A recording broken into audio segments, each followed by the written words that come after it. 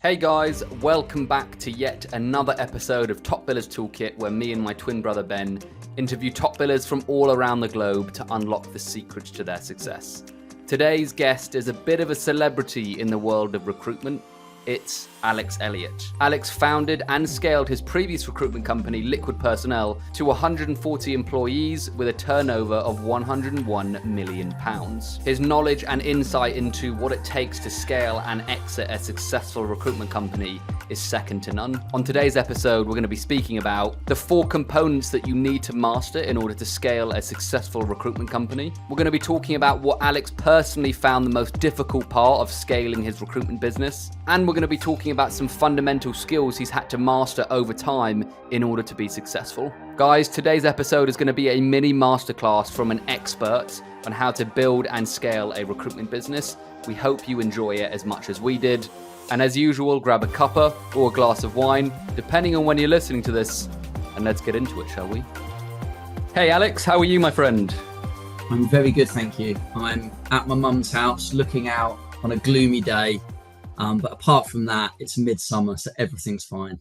Lovely. You are the only guest I've had to follow up with about 6 times because you're extremely busy, but I'm so glad I stayed persistent because we finally got you here. So cheering in the background. Yeah, thank you for coming on, mate. You were relentless, and I have to respect that. The truth is, guys, it was nothing against you. I did so many podcasts for a point. Yeah. I got bored of myself, and I thought, I've said this before, if I'm getting annoyed and bored with my own face, what must other people be thinking? So I kind of just had a bit of a detox from these sorts of things. But it's great that you did follow up, and I really appreciate the opportunity to have a chat today. Thanks, Alex. And I completely get that. We'll jump into the first question, which is the same question we ask every guest. What is the number one tool in your toolkit, whether it be mindset, strategy, or software? What would you say, Alex? Always mindset. Without a shadow of a doubt, everything starts with mindset. So look, strategy matters, of course it does. The tools you use and how you execute are important, but if the mindset piece isn't right in the first place, I don't think you're going to do well. I find, and mindset is probably the biggest answer we get, and it kind of makes sense. Without mindset, everything crumbles. I found there's kind of 2 different types of people. There's people who are kind of, they have an ingrained strong mindset where they don't have to do much and they just push forwards. And there's other people that need to put strict habits and discipline in place to improve their mindset. Which one are you, Alex? Are you one or the other, or are you mix in between? How did you develop your mindset? Yeah, I think everyone's probably a bit of both. I think if you looked at that question, it's kind of like, what are you born with? And then what can you develop from a growth mindset perspective and from a discipline perspective? I think I was really lucky in that I was born with certain attributes which made me suited to a particular career, which was sales and recruitment. So I think I was given lots of good stuff there, which I just got lucky with.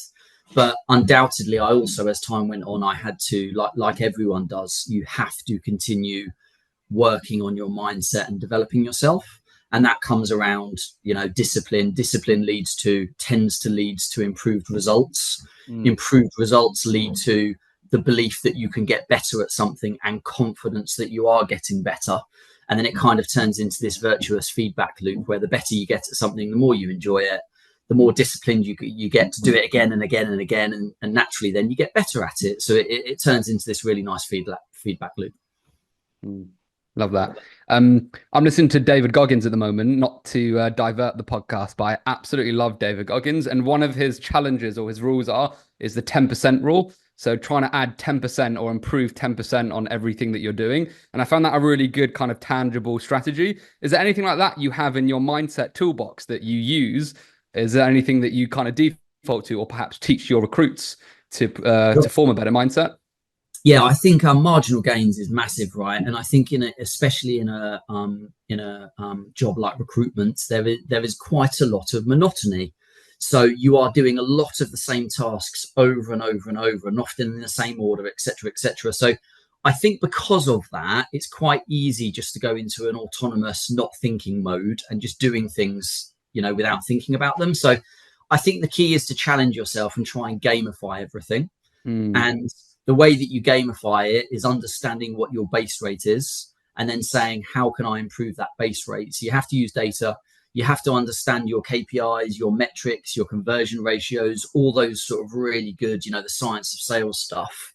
And then once you can understand what your base rate is, you can really sort of drive forward and say, let's try and get my, I don't know, whatever it might be, my cold call to discovery meeting ratio. Let's get it up from 1 in 4 to 1 in 3, as an example. And then it gives you a real focus with regards to where you can look at your sales funnels and say, where are my biggest blockages? Where are the biggest leverage points where I focus on that one particular aspect of what I'm doing? And then you can really drive that forward from sort of a coaching perspective. But I used to just try and gamify everything I did because I felt it was a good way to make my life a little bit more enjoyable, especially when I was having a tough day. It really focuses you on mastery rather than just going through the motions. I love that. Love that. And that's really interesting. So I'm guessing if you've always gamified stuff, you've always been quite good with data, tracking the data, looking at numbers. Am I right in saying that, Alex? I've got better. It's something I'm quite analytical. I like to think I'm reasonably analytical. So yeah, I like to break things down. I was told when I was very young I was mildly dyslexic. So I think I have a natural way of looking at things, which sometimes is slightly different in that I'm just really keen to break things down into their systematic parts and try and understand process, because I'm not actually very naturally orientated towards process. Due to that, I think that maybe there is a little bit of mild dyslexia there, but paradoxically, that made me really interested and focused in on process because I wasn't naturally good at it. So it kind of went from being probably a weakness to something that actually I've got very good at over the years because of the constant focus in on that particular area where I know I'm not very, I certainly wasn't probably when I was younger, very good. Really interesting.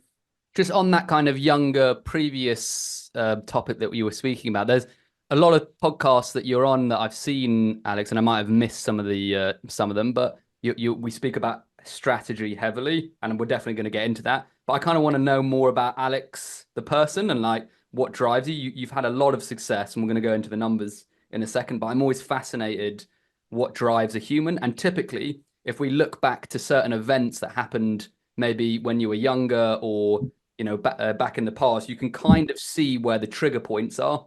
Are there any points for you, if we go back to maybe younger Alex, of those key moments that help drive you and help direct you today?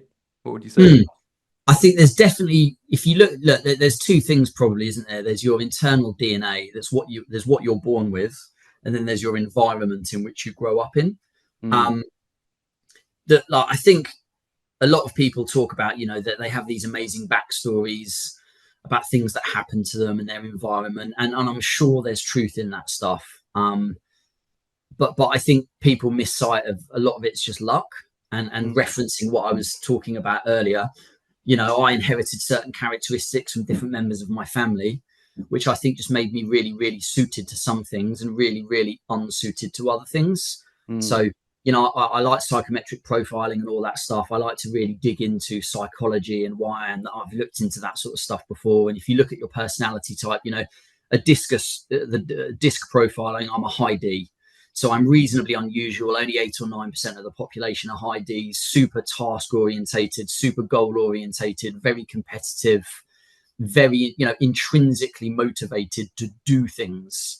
So I was just quite lucky in the sense that I think I was born with a certain type of character, which made me the way I was. And then that competitiveness came out in my environment because I had a really, really comfortable lifestyle, but I wasn't born into money. So I was competitive. I wanted to achieve things. I was very naturally ambitious and goal orientated. And I also wasn't handed things on a plate. So although I was very comfortable and I had a really nice, comfortable lifestyle, my parents really looked after me. It's not like I was flying on first class planes and, doing the sorts of things that maybe you see other people out there doing. So it gave me that motivator to be able to really drive towards having the same comparable things and lifestyle maybe that I saw other people having, that, although mine was amazing and really, really comfortable and I never wanted for anything, I think my environment did play a part to a degree. But I was also born entrepreneurial, it just was who I was. Great answer. Thank you, mate. A lot of people know who you are and know your success Alex. So I probably don't need to say the figures, but I'll just say them anyway because it's fun to say them. You scaled your recruitment business to 101 million in revenue. Correct me if I've got any of these numbers wrong. And you built it to 140 heads. Again, a lot of people know this data. But what I would love to know is what was the most difficult part of the whole journey for you when you think about that period? Was there one thing that was really annoying and difficult and something you had to overcome? Yeah, I think there's an awful lot, by the way. Like it was constant problems and constant challenges. So I think you could answer that question in a multitude of different ways. But the one thing that I consistently see as a theme, which certainly I experienced myself, was developing a leadership team. It was, if you want to scale a recruitment company, you can only do so much by yourself, and you will hit a certain point where you are maxed out from a resource and from a time and from a skill capacity to be able to do any more. And if you look at how a recruitment company scales, they scale by having managers and associate directors and team leaders and directors and all these different sort of layers within the organogram. You can either hire inexperienced managers, which is a suitable thing to do, but can be very, very difficult to do, because just like with all experienced hires, if someone's really, really good, you can get lucky sometimes, but why would they want to leave recruitment company A where they're already really, really successful and hopefully the business is doing well and they're on a growth trajectory to success? It has to be quite unusual, from my experience, sometimes to be able to find that absolute superstar who you can get, because the reality is they're probably doing really, really well in their own organization already. So I think it's really important to be able to develop your own leaders and identifying the right people and then developing them into from high potential into really competent, self-sufficient, high skill, high will leaders is so hard. It's really, really difficult, because there's just not, again, the truth is there's not that many people out there who have the right attributes for what you need to be able to build a high performance culture and effectively hand the reins over culturally and also from a technical perspective for those individuals to be the one that scale your business, because that is them that scale it. If you hire 6 consultants and you've only got 1 manager, you probably can't hire too many more consultants at that point. So unless you have the ability to be able to identify and attract high potential leaders as well as good billers, and then actually put them through a program where a high enough ratio of your new hires go into leadership roles and go on to be really successful, because there's so many reasons why you get it wrong. The person might not be suited for whatever reason. They might not enjoy it. Though if those ratios of manager to consultant start to fall apart, your overall productivity and effectiveness of your sales organization, the engine going on in the background, is going to start to crumble. And on top of that, you lose the ability to continue scaling. So a long-winded answer to say I'd suggest developing leaders for me was an area that, it is very difficult. And we scaled really fast. So it's not like we did a bad job at it. That's really interesting. So getting on to the positive, there must have been maybe a few key things that you did put in place, Alex, that made the biggest difference to that ratio, that conversion rate. Can you let us know, were there any particular things that worked really well? Well, the first thing is to have exceptionally high hiring standards, first and foremost. If in doubt, there is no doubt. You've always got to be looking to up the average of your sales floor. So I always suggest, from a hiring perspective, if you don't believe someone has the potential to be a top quartile performer on your sales floor, don't hire them. Because if you're always going for just the average, guess what? When you hire people, how often do they turn out as well as you'd hoped? They do sometimes. But I think my mindset was always, if I only try and hire people that I believe could be top quartile performers, if it turns out that they're an average performer, that's absolutely fine. That's okay. But if I hire people who I think might be an average performer on my sales floor, the downside to that is they're going to be a below average performer, and all sales floors are like a bell curve. If you think about it, your job as a sales leader is to move that bell curve from left to right, from a revenue generation, from a profitability perspective, or from a billing perspective, whatever it looks like. So I think hiring standards is incredibly important. And sorry, I've forgotten how did you frame the original question? Yeah, no worries. I was just saying, because we were talking about what was difficult, and then you said, my question was basically around improving those ratios. What were the key things that you did? And then I also figured out that I think I made the same mistakes. I say we, myself and my business partner and everyone else involved in the business. It certainly wasn't me just doing this stuff, but I think we figured out the same thing that everyone who's trying to grow a recruitment business for the first time figures out.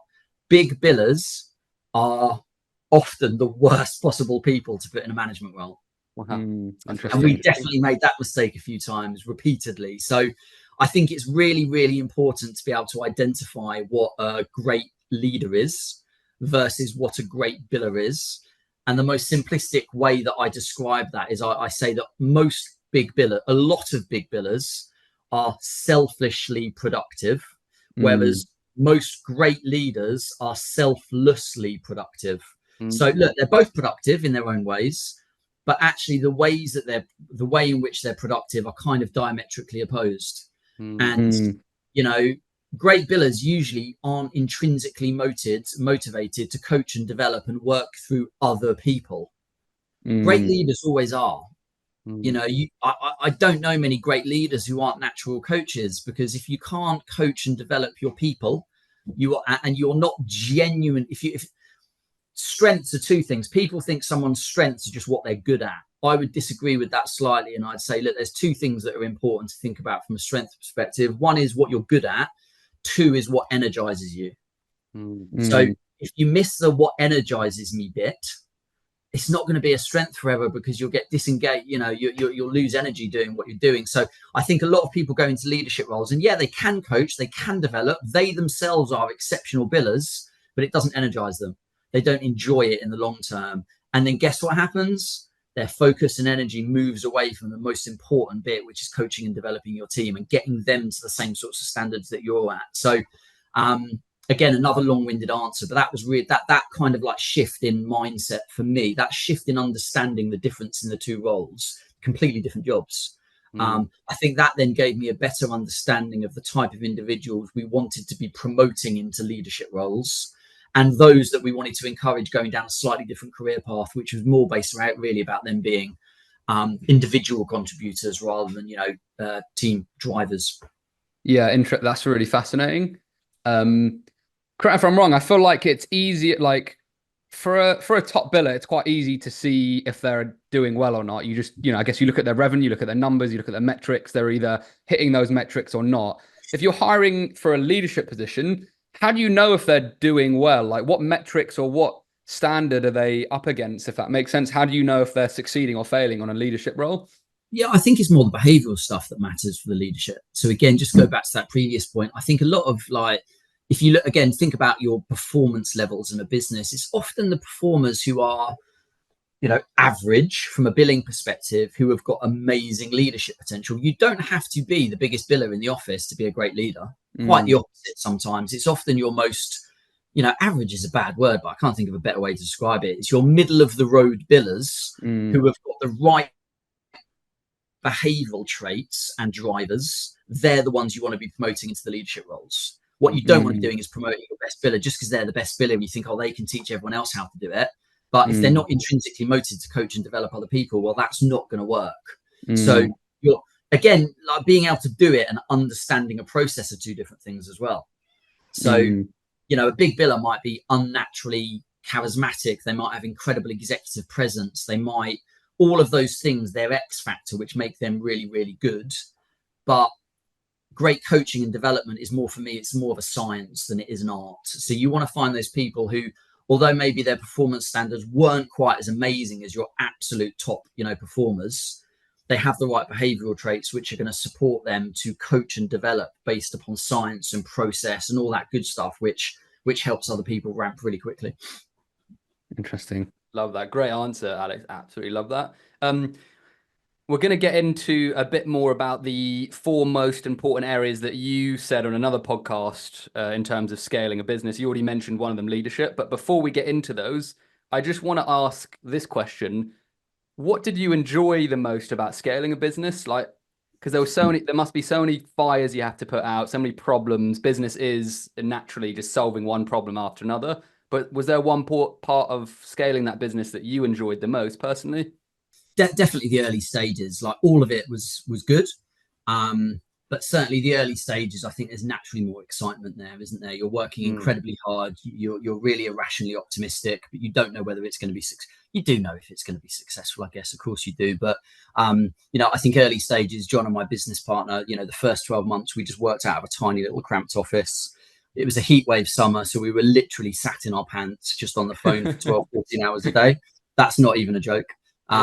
It was very smelly, that office, let's put it that way. But that was great fun. And then the first, growing the business from there, we moved the business to Manchester at that point and started growing the business out. And we just made loads and loads of mistakes early on, like everyone does. But you just have such enthusiasm and motivation behind what you're doing. It's so exciting. We built an initial kind of our initial founding team that once we'd got things working were amazing as well. We got on so well. It was a real high performance culture. And there was just a real buzz and excitement about what we were trying to achieve together. So that was hugely exciting and rewarding. It was all good. But the truth is, the larger the business gets, the more you have to remove yourself from some of the stuff you enjoy, the more you have to delegate out, the more your life just becomes sitting in meetings. And that's what you want at the end, right? Ideally, by the time John and I exited that business, we kind of had a board team, a leadership team, and a sales leadership team who came to us and said, "This is what we want to do. Is that okay?"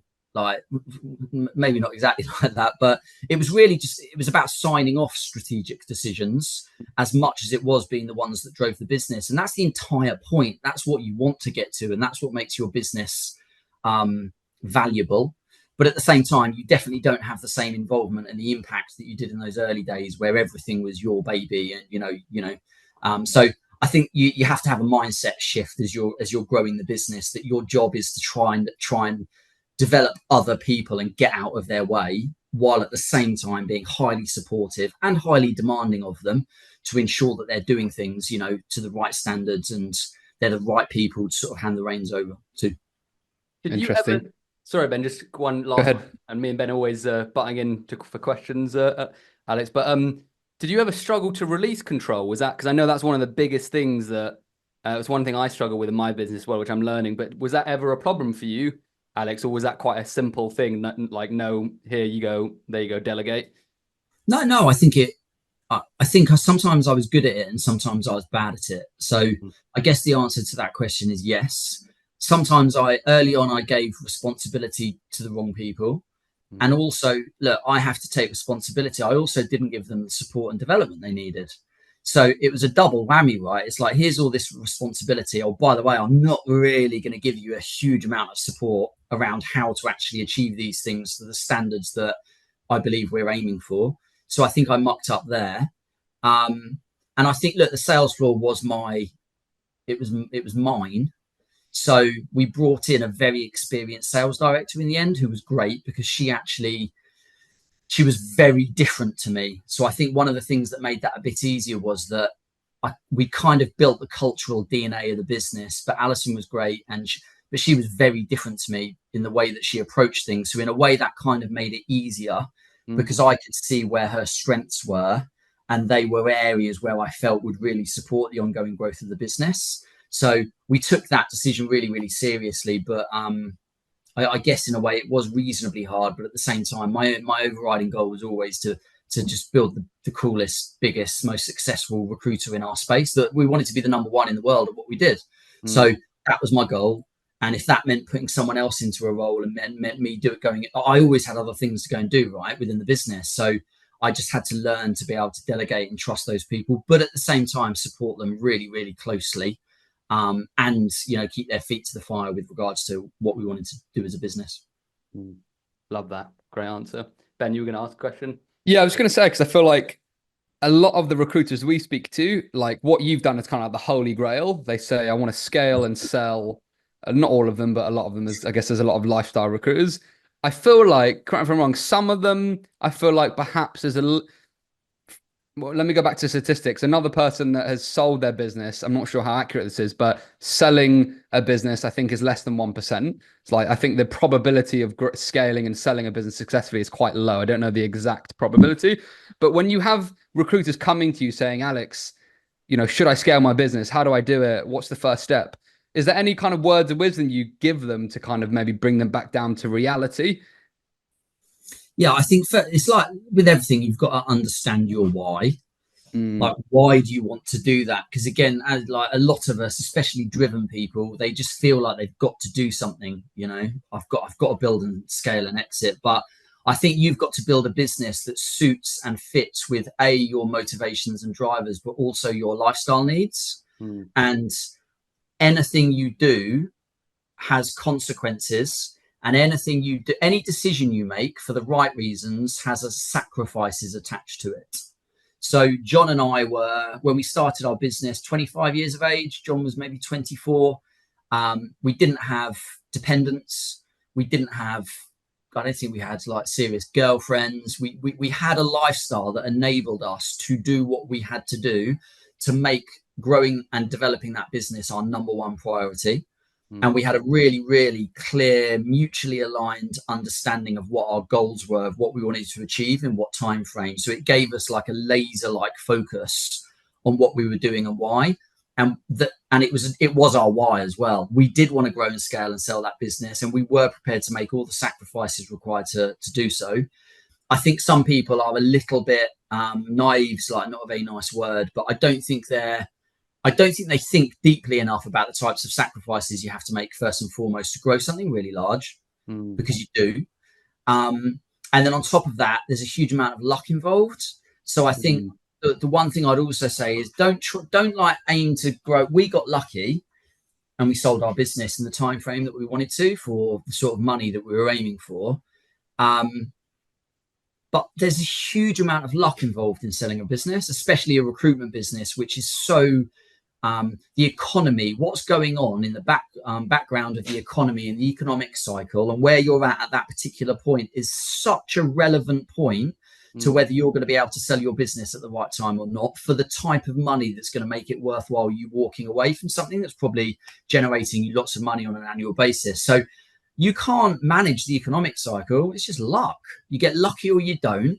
And on top of that, you just got to be in the right place at the right time, like we were. We were the number one supplier of social workers, contract social workers to the UK. We had something like 24% market share. We were the best in the world at what we did. And it just so happened at that time there was a private equity-backed healthcare group of recruitment companies that had tried to get into social work contract and had failed. Had previously looked at buying into social work contract because it was a really profitable market. It was a great market to be in.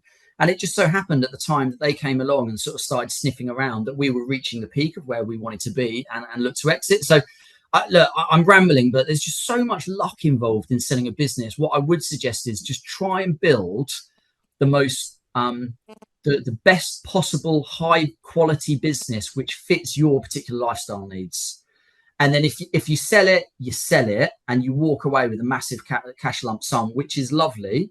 But if you don't sell it, what you'll end up with is a business asset which you're really proud of, which you can be involved with as little or as much as you want, because hopefully by that point you've built a really experienced senior leadership team who effectively run the business for you.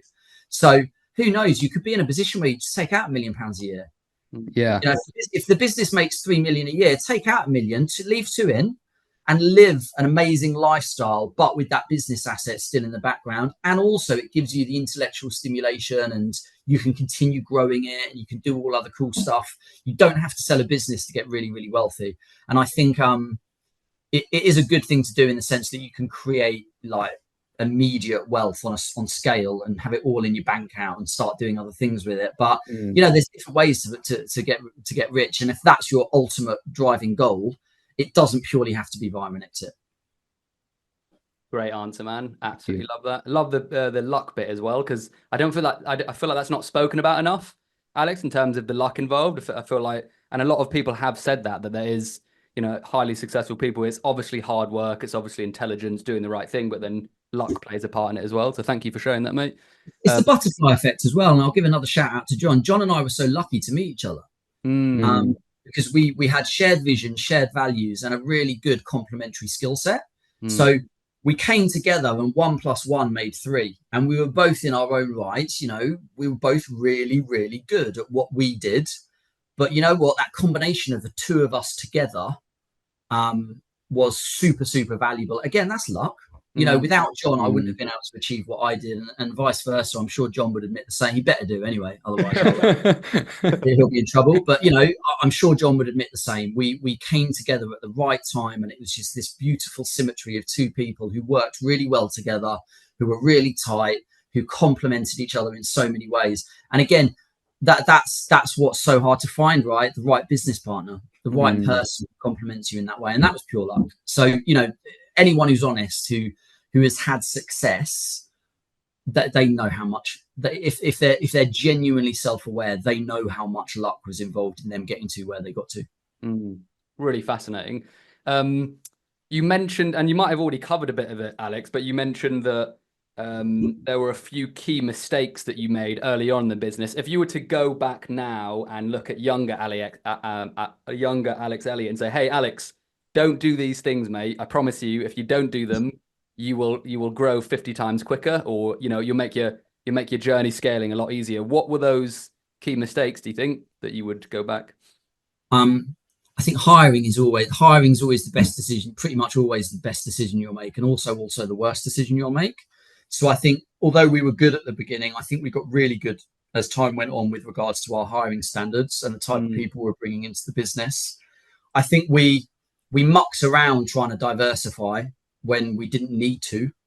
You know, by the time we exited, we had an allied health professional division, which was strong. We had a nursing division, which was strong, perm nursing division, which was strong. And we also had what was really strong was a consultancy division. So we effectively went into councils and managed large scale projects on behalf of councils. And that was like really, really attractive as it turned out to our buyer. So I think we did some things right from a diversification perspective, but we started trying to diversify into the wrong areas too early in the journey. And I think I see that a lot. It's like magpie syndrome, isn't it? And you also get a little bit full of your own self-importance and success. Oh, if I can do it here, I can do it everywhere. And I genuinely believe sometimes to scale more aggressively, simplify your business model. What are you doing really, really, really well at, and double and triple down on that before you start looking at other areas of business that you should be going after. So I think that's something that, you know, as time went on, we got better at, but we definitely had that magpie syndrome a little bit as well. And it just distracted us from our thing, which was like, it wasn't exploding, but it was growing fast. And instead of doubling and tripling down, I think we probably got a little bit distracted at times. Great answer, mate. Absolutely love that. I've got a pause to wait for Ben. Yes, well, I would love to go into, I think you were going on to it, Sam. You said on another pod, the four most important areas to focus on the scaling of a recruitment business are winning new business, leadership, good systems and processes, and cash flow.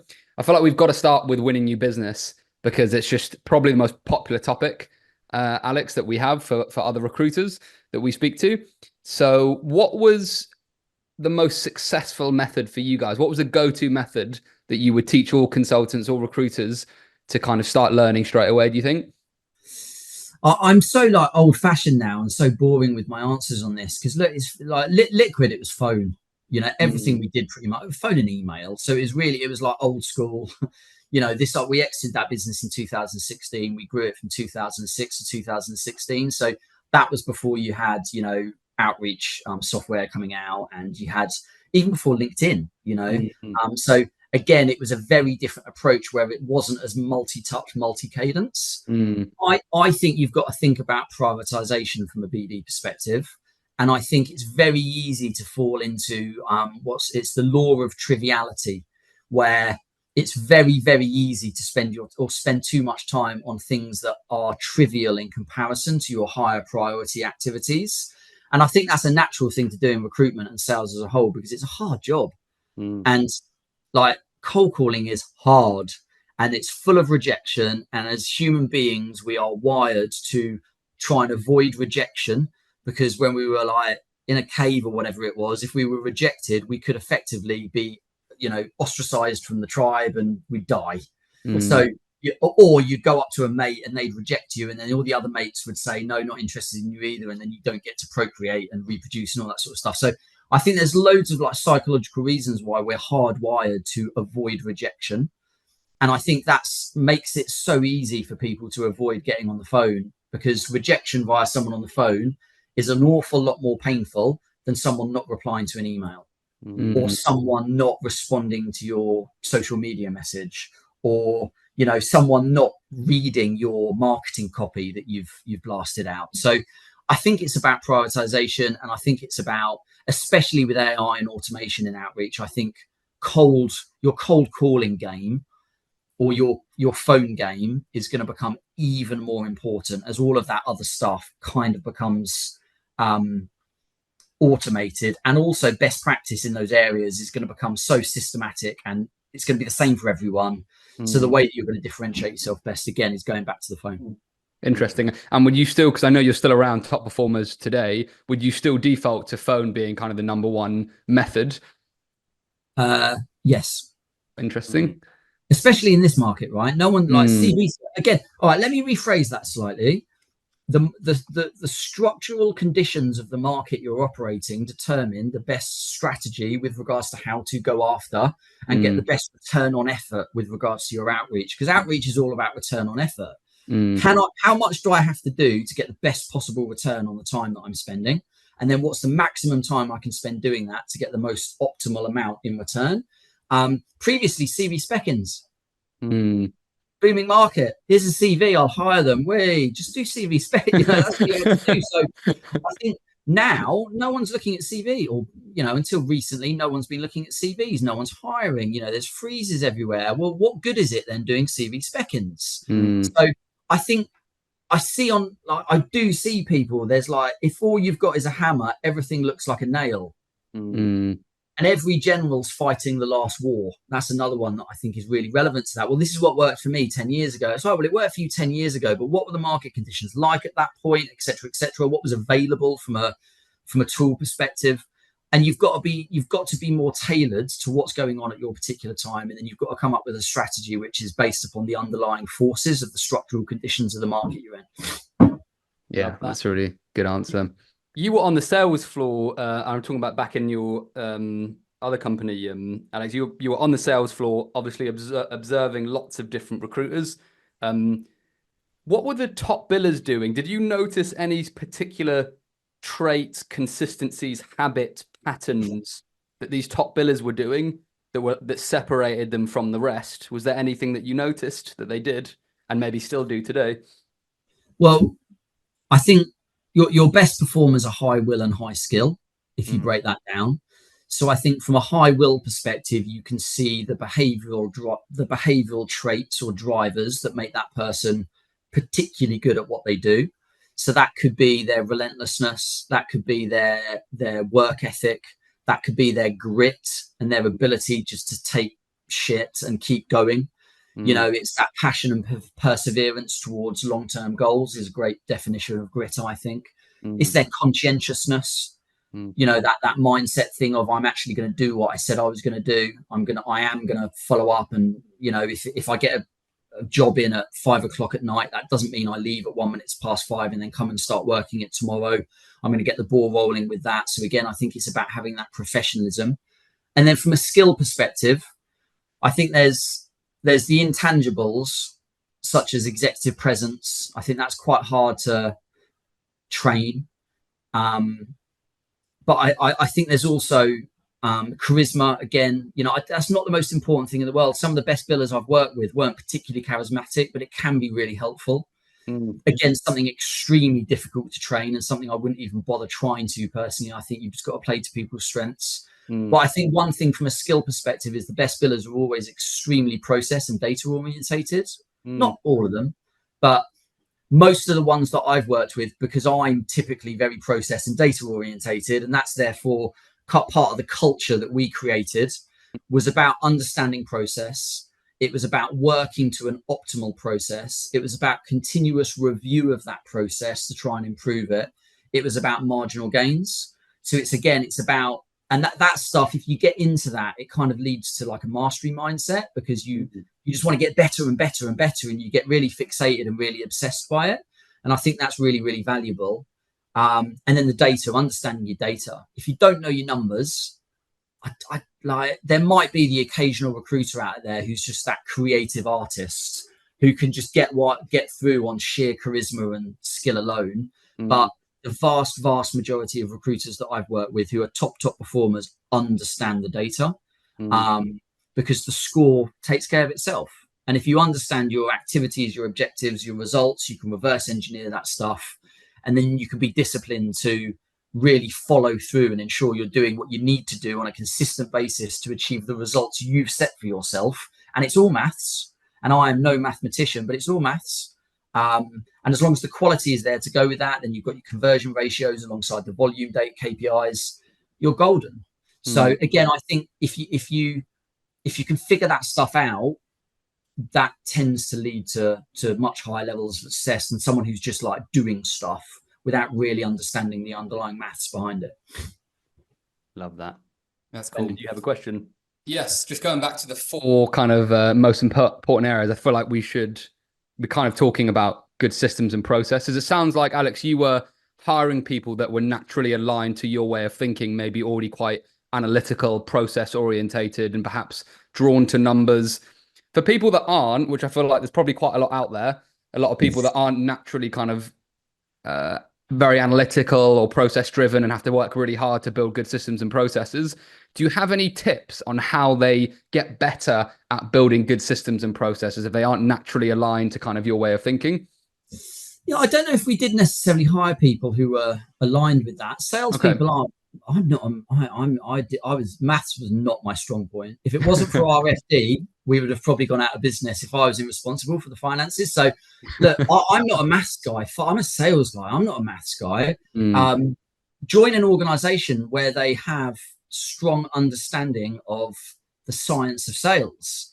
Sales is a science. I get it. There's a lot of art involved. I think there's more science than there is art nowadays. I really do. But I think join the right organization where that you're joining the type of environment where there is a high performance standard. And you can't have high performance standards if you don't have an understanding of what leads to high performance. And how do you get to the point where you understand what leads to high performance? Well, that's about being able to whiteboard what works. It's about being able to break down your sales processes into, A plus B equals C equals D equals E. What do I do at this point? What are the different scenarios that could happen out here? What talk tracks do we need to learn? What templates or tools are we going to refer back to do this stuff? Join the right organization. And if the person is coachable and they're smart, so they don't have to be rocket scientists, they just have to be smart enough, they will see the beauty of like process. That's possibly the lamest thing I've ever said. No, I love it. I double down on it. They will see the beauty of process and how, like, I just figured out what I had to do on a daily, weekly basis to achieve what I wanted to achieve on a quarterly basis or on an annual basis. And then I did it. And there's something really liberating about that from a motivational perspective. What do they call that? They call it,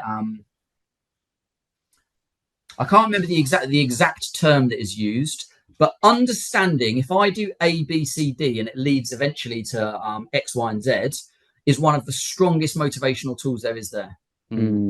Clarity of task. There we go. If I have clarity of task, I know exactly what I have to do to achieve what I want to achieve. What is more empowering than that? Yeah. Or join our organization. We're a KPI-free organization. Good luck figuring out what you're doing well, what you're not doing well, when things are going right, when things are going wrong. Good luck trying to figure all of that stuff out. Just get on the phone. You'll figure it out. Everything will be fine. And we're not monitoring your KPIs. Well, like, that doesn't make sense. And it's bad motivationally as well, especially if you're a trainee recruiter coming in. You need someone who's going to like teach you the art and the science of sales. So again, rambling answer, join the right organization. And I think you'll buy into that stuff naturally if you're smart and you can figure out clarity of task. And that's going to get me where I want to be. And also you've got those people around you who want to coach and develop you, and you're bought into being coached. Yeah, that's a really good answer. There's probably a tougher question, kind of, what if you're in the scenario where you are that person. And so you don't have the option of joining another organization that already have that mindset and or ability to build good systems and processes. Where do they start from there? If they're not used to that way of thinking?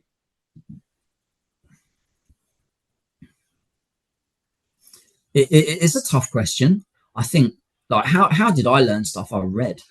I took responsibility for my own learning, and the organization I joined first time wasn't like that. So then maybe that's a good example. That wasn't like that, and I figured it out. So what I did was I asked the best performers in the business, pardon me, how do you do what you do?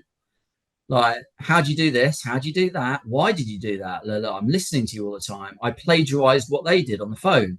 I listened and watched how they built a project and how they did their outreach. And God gave you eyes to plagiarize. So I would go in and I would become a pain in the backside with the top performers in the business, and I would figure out how they do what they do.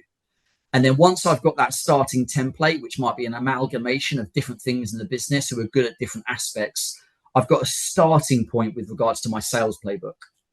And my sales playbook, initially, a lot of it's in your head, but as time goes on, if you want to scale a business, really, you want to get to a point where I always joke, and this isn't realistic in real life, but what I'd love to be able to do is hire a smart, driven, coachable individual off the street who wants to get into recruitment. And I'd like to be able to give them the sales playbook and say, go away and do that. And I'd like to watch them just do it and be really, really successful. And that's my like dream. And obviously that's silly, right? You can't do that. But that's kind of like my dream scenario of what the playbook should be like. It's awesome. Your blueprint for success. You just have to do this. And it's mapped out in such beautiful, intricate detail that it answers all of your questions. And like, as a manager, when a consultant comes to you and says, what do I do at this point? What does the playbook say? Yeah. Refer back to what does the playbook say? And if it's not in the playbook, it should be. So again, look, there's an idealized view of that versus what is reasonable and actually what you should do. But that's kind of like the idealized view for me of how to go about building strong sales processes. Yeah, that's a great answer. Love that, Alex. Come to the end of the pod. It's gone so quickly. One thing I would love to cover before we end is cash flow. Now, I've heard of quite a few large recruitment businesses and businesses in general, but I guess we'll stick on recruitment businesses that have, 10 offices, hundreds of people, but are actually not making that much profit, and cash flow is really bad. From your perspective, Alex, what were some of the mistakes you made with cash flow? And then maybe what were some of the, the positive gains you made from increasing cash flow further down the line? Do you mind... Yeah, back in the day, cash flow was really tough for us because we were 95 to early on 100% contract. So contract sucks up cash. Perm is great in the sense that you get big lumps of cash coming through, but it's more intermittent, whereas contract's negative in that you get tiny amounts of cash coming through, and most of it's being paid out as soon as you've got it in. But at least it's predictable with regards to, how much cash you're going to be getting for a more foreseeable time in the future. I think scenario planning is really important. I got to the point at Liquid where I knew with my sales forecasts, knock off 40%. I reckon this is what we're going to do. Right, knock off 40%. And that for me was a more realistic budget to work on to then feed through into our cash flow projections. Interesting. Now, don't get me wrong, we were good at hitting target. But I also knew I was very aggressive, and I was self-aware enough to understand my own blind spots, which is I'm like hyper direct. I'm like really aggressive. I'm like, go, go, go. We will do this. There's no excuse for failure, but things go wrong. And there are unforeseeable events which could create you problems. So I think, again, I'm rambling a bit. I think the important bit is there's an element of scenario planning with regards to your sales forecasts where you're not. I just think people are overly optimistic, basically, with regards to a lot of their sales forecasts. That then feeds into the cash flow. Cash flow looks amazing. Everything's going to be fine. Before you know it, you've fallen behind 2 quarters on the bounce, and you're in trouble with your cash flow. So scenario planning is really important. Not being overly optimistic, having proper cost management principles in place. Like, it's amazing the number of times you go through someone's costs and you say, what's this? And they don't know. And that's weird. It's like, well, what we don't know what this cost is. Let's just make sure that we've got real clarity that we're spending money on the right things at the right time. Because I think sometimes it's very easy as a sales leader just to focus all of your energy on your sales forecast and your revenue and lose sight of, well, actually, there's another corresponding bit which is purely completely in my control, which is how much money we spend. And then last thing around cash flow, make sure you build in attrition, because I've seen, we got good at that. But if you don't build in attrition to your sales floor, that's going to create you problems with regards to how you then forecast and how you predict cash flow. Great answer. Interesting. Mate. Absolutely. Was there one thing that you changed that made the biggest difference to your cash flow? We hired our FD. Oh, really? Okay, interesting. So John and I just mucked up the finances early on because we were trying to do it ourselves via an outsourced finance payroll company, finance company, and it was a disaster. So we quickly realised that we were not meant to work in accounts. We brought in a financial controller who then was exceptional, Helen, and she ended up becoming our FD.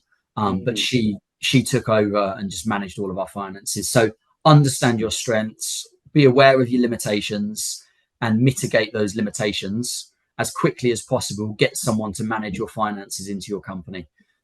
There's not many sales leaders who should be managing the finances. And was there anything that you remember that the financial controller came to you in a meeting and said, hey, we need to change this and this is going to improve your cash flow? Not really. Look, we were always growing. Margins were good. We had a really predictable, scalable sales model, which fed the unit economics, which meant that everything was reasonably good. But I guess we grew. We were growing so fast that caused us problems because we were growing so fast. And the problem was at times more money was being sucked out of the business, even though on the paper the P&L was amazing. But as we all know, right, cash is king. So. Look, I'm doing Helen a disservice there because there was 1,000,001 things she did. She just brought a level of discipline and professionalism to our financial management that just wasn't there. So I think the whole piece, it was the whole thing rather than anything specific. Awesome. Alex, I'm so glad. Sorry, Sam, I've got one more question. Okay, cool. If you don't mind, Alex. No, good. I'm just really curious. You probably get so many recruiters coming to you, and I'm sure you have to kind of bat them off on a weekly basis. What's like the most common questions you get asked from other recruiters?